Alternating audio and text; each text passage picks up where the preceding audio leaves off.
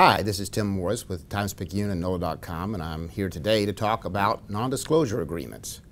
Non-disclosure agreements, also known as NDAs, are back in the news this week after President Trump's personal lawyer admitted he had paid porn star Stormy Daniels $130,000 to keep quiet about her allegations of a sexual affair with Trump back in 2006. Lawyer Michael Cohen says he made the payment from his own pocket just before Election Day. He's not confirming the porn star's version of events, only admitting that he did pay her to stay quiet.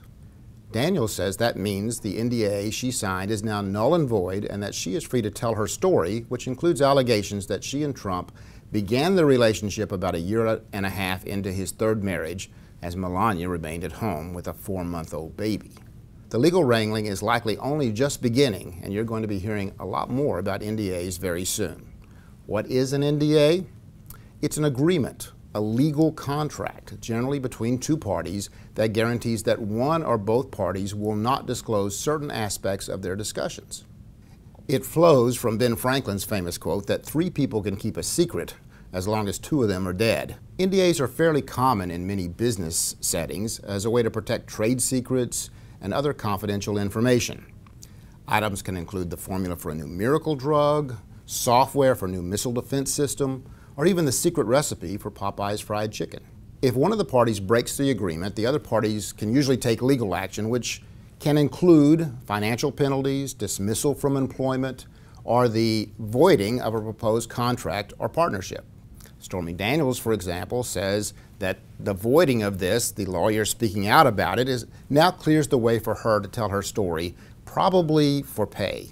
NDAs burst into the public view last year with news that powerful men like Hollywood producer Harvey Weinstein had reached legal settlements with women who had accused him of sexual harassment. In signing an NDA, the women agree not to talk about their allegations or to even admit that such a non-disclosure agreement exists.